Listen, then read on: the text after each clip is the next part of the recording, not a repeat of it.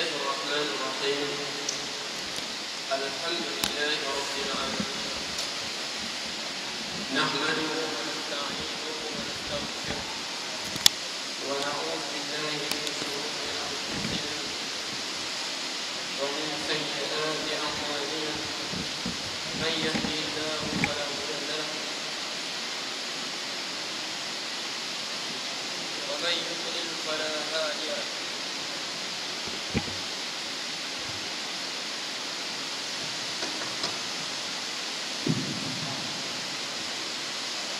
بسم الله الرحمن الرحيم.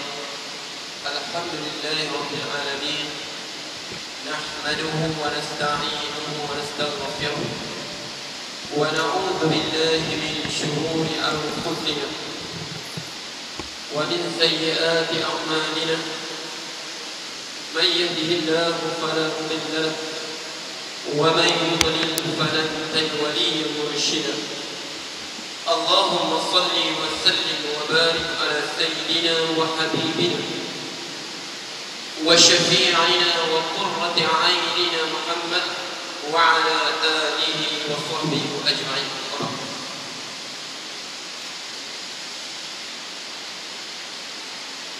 أعوذ بالله من الشيطان الرجيم.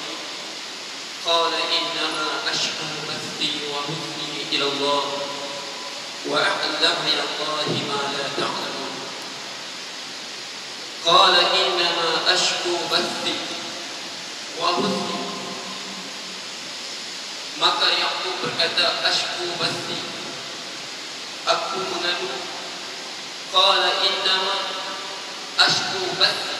Innama ni, kalau siapa belajar tata bahasa Arab ataupun disebut nama Arab, innama yufidul hasr, hanya itu, sesungguhnya itu. Ini innama. Sebab dia kata min hurufil hasr.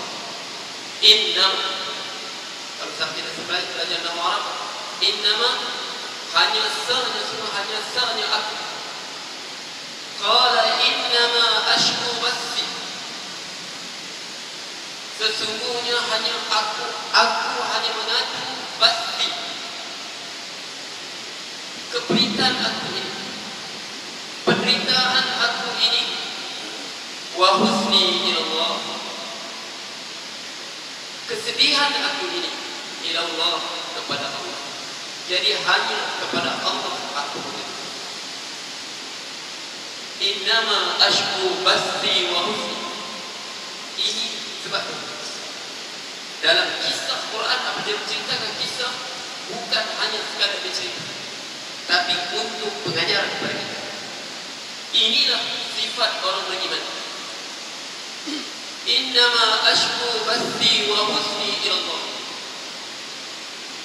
sesungguhnya aku mengadu kepritan aku ini, kepedihan aku ini, kesedihan aku ini, ilallah, hanya kepada Allah.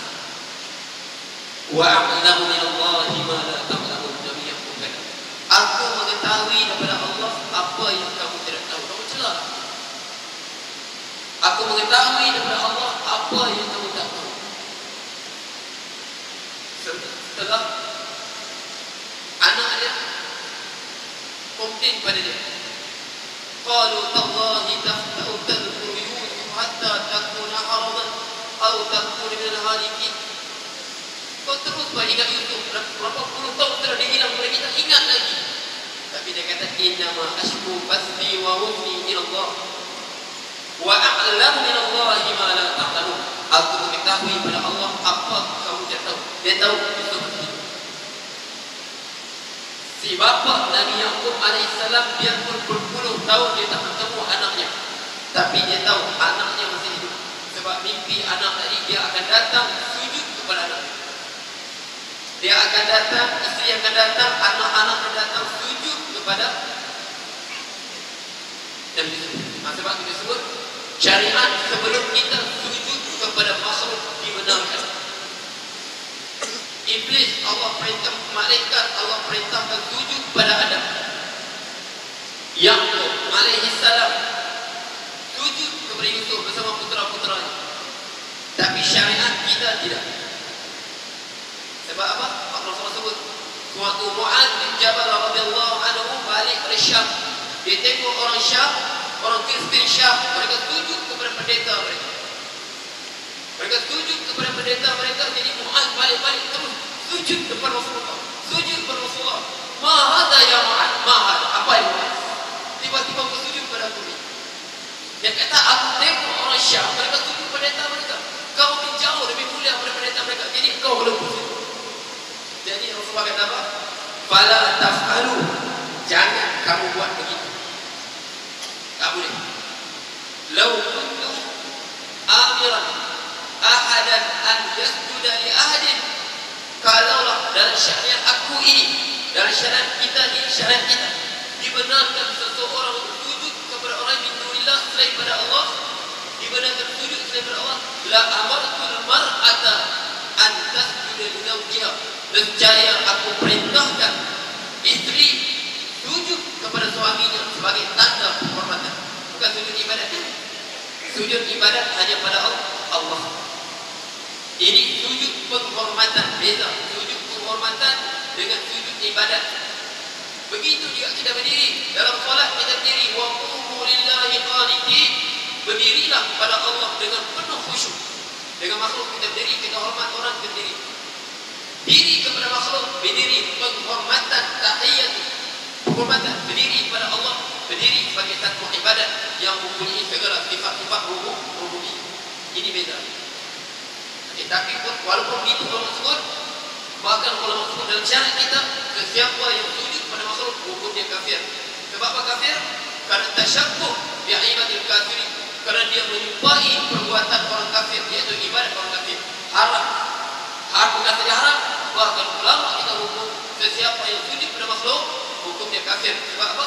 Sebab dia menyerupai ibadat orang bukan Islam. Sebab itu, okey, jadi kalau aku diperintah kepada syariat kita ini dibenarkan dan syariat kita sebagai syariat sebelum ini, bukan aku perintah untuk sujud pada aku perintah isteri sujud pada suami. Nanti balik cerita balik cerita punya ulama-ulama sekarang.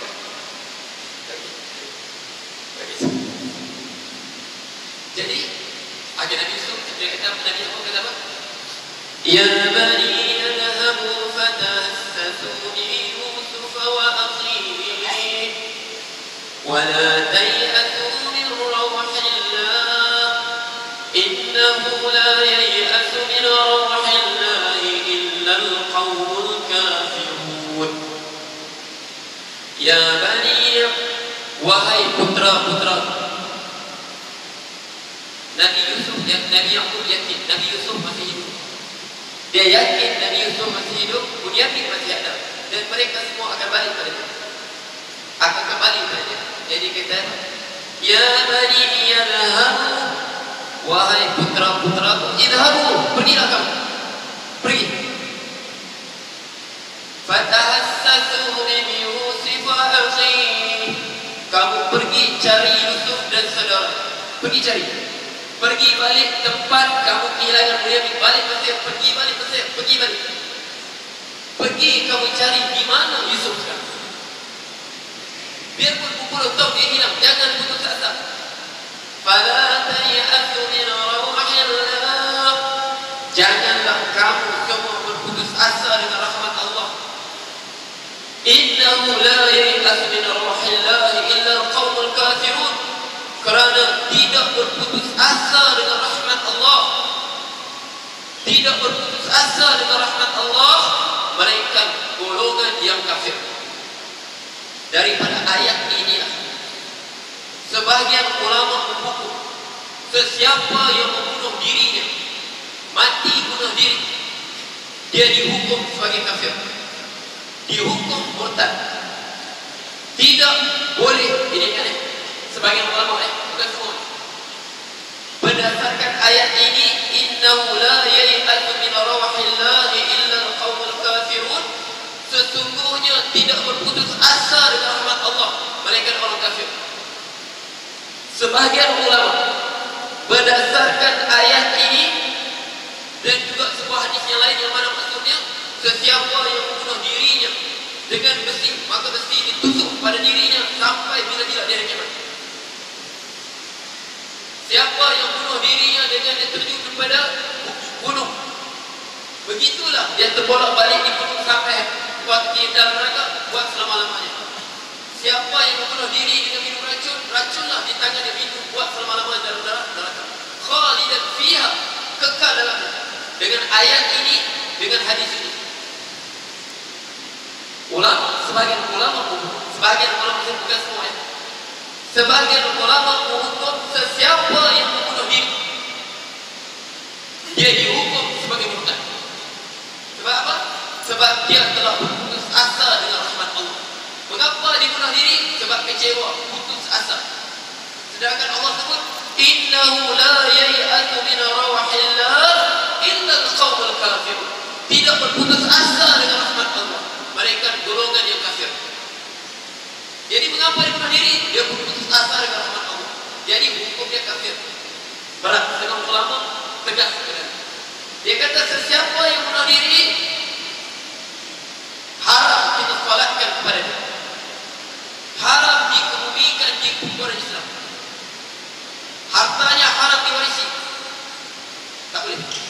Hartanya tak boleh warisi. Hartanya bapa dia tak boleh ambil, anak dia tak boleh ambil. Semua hartanya kena balik ke Baitul Mal.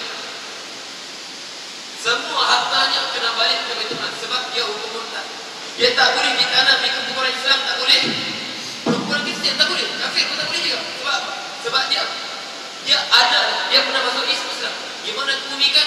Dikebumikan satu tempat, kemudian ludas atau biarkan sampai tak ada pesan dia, tak tahu di mana kubur dia. Sampai begitu. Ini sebagai ulama hukum berdasarkan ayat ini. Innahu la yai'atu min rawahillah illa al-qaumul kafir. Sebab tu kalau kita buat bukan kafir dia kata ulama hukum begitu. Sebagai ulama ini masalah khilaf. Ada kata tak, sebab ada kata taklah sampai mereka jadi kafir, tapi dia mati fasik. Dia mati dia dalam keadaan fasik, tak sampai kafir. Sebab kita tak tahu tu. Mungkin dia takut atau malu sana, bukan sebab memutus asa rahmat Allah. Dengan kata begitu, sebab pernah dibawa ke Rasulullah SAW, utiya ila Rasulullah SAW ar-rajulun qatala nafsahu bi ashakhisa, faqala Rasulullah sallu ala sahibikum, sallu ala sahibikum. Dibawa kepada Rasulullah SAW seorang lelaki yang mati bunuh dirinya di masyakhis. Masyakhis ni sekarang tak ada dah. Dia macam lembing, depan dia ada mata lembing. Yang besar bukan yang guna untuk memburu. Orang pun guna untuk memburu. Masyakhis kita panggil tu besi tu, pakai besi yang lebar untuk guna untuk memburu. Itu kita pakai masyakhis. Jadi seorang lelaki ini dia ambil masyakhis, dia bunuh dirinya dengan tu. Qatala nafsu masyakhis. Dibawa kepada Rasulullah SAW. Jadi Rasulullah kata apa? Sallu ala sahibikum. Kamu pergi salat kepada kawan kamu ini. Aku tak mau salat. Jadi daripada hadis inilah yang kebanyakan ulama mereka ini tidak sampai mereka jadi murtad. Sebab Rasulullah dia ni hukum fasik. Mana orang yang mati dalam keadaan terlalu berdosa dengan Allah, dia mati dalam neraka pada Allah. Jadi sebab dia kata ini pada hadis ini, sebab Rasulullah solat, Rasulullah sebut pada sahabat dia, sallu ala sahibikum. Kamu pergi solat kepada teman kamu, aku tak mau solat. Jadi sini pada hadis ini, kalau mana-mana orang mati bunuh diri, imam masjid jangan sembahyang. Siapa sembahyang dia? Orang yang sama-sama minum dengan dia. Sallu ala sahibikum, pergi solat kepada teman kamu. Sebab Rasulullah tak mau solat. Sebab dia kata orang yang menjadi sandaran dalam masalah agama tidak boleh solat kepada mereka. Sebab Rasulullah dia tak mau solat. Dia suruh orang lain solat supaya jadi pengajaran. Ini dua pendapat. Macam mana sebab itu kita subhanallah, anak-anak kita didik berdasarkan, sebab zaman sekarang kita didik anak kita untuk bersaing. Kita otak kita Allah jadi apa dah sekarang? Hidup kita nak bersaing terus. Masuk sekolah pada kecil ajar bersaing. Apa ajar bersaing? Dia kalah, dia kecewa. Dia kecewa, kita kecil dia. Nah, apa aku belajar mana dia gagal dalam kau? Kita tekan, menjadikan hidup kita penuh dengan persaingan. Sedangkan itukah kita hidup? Untuk itukah kita hidup? Jadi pada kecil kau mesti belajar betul-betul ya. Kalau begini, nak bapak bagi duit habis semua. Kau gagal, siap kau gagal. Kecewa. Kita sanggup habiskan benda itu untuk apa? Untuk belajar, untuk dia bersaing dengan orang lain. Sedangkan hidup kita bukan bersaing, bukan lama bersaing. Hidup kita biar saja. Ma masalud dunya fil akhirah illa kamathali an yaj'ala ahadukum isba'u fil yammi falyunzur madza yarji'. Tidaklah perumpamaan kehidupan dunia ini melainkan seperti kamu celupkan jari kamu di lautan, lihat berapa tisar yang muncul. Tapi anak kita sanggup berhabis bagi supaya kau berjaya hidup. Berjaya hidup apa kau tak sembahyang? Apa arti berjaya hidup kau tak sembahyang? Sebab Allah sebut muru auladakum bis salah wa hum abna'us sab'a sinin. Ajar suruh anak kamu solat.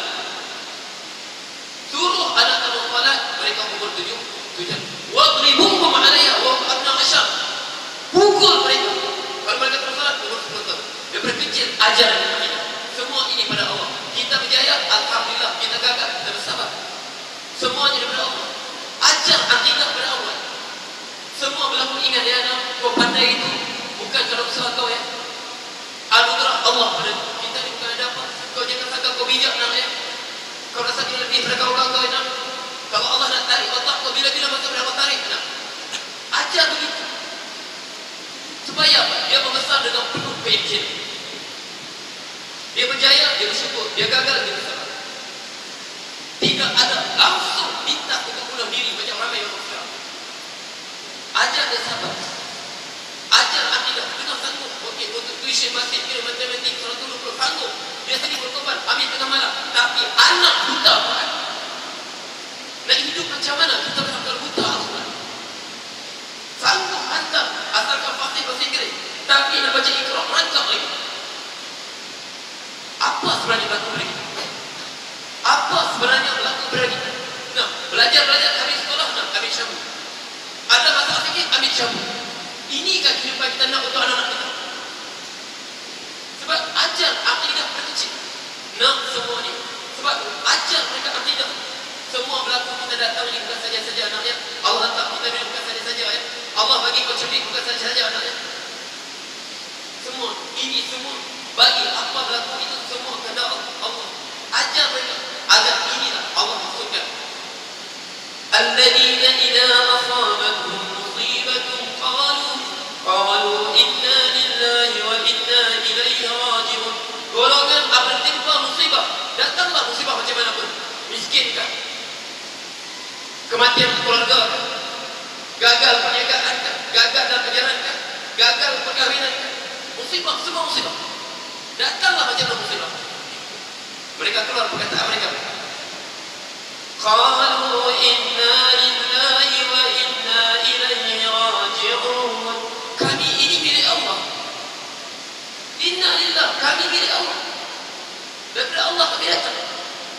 Wa inna ilaihi raji'un. Dan kepada Allah kami akan balik. Nak ke mana juga? Nak sedih lama mana saja. Habis sedih masuk kubur. Kalau syurga, lupa semua kesedihan. Nak gagal, dia gagal lah masa kemudian. Masuk kubur, dapat kejayaan syurga. Wa dzalika huwal fawzul 'azim. Itulah kejayaan yang besar. Jangan didik anak kita terlampau bagi tekanan mereka. Kita mana kita mendesak mereka kecil untuk berlomba. Apabila berlomba mesti ada yang kalah.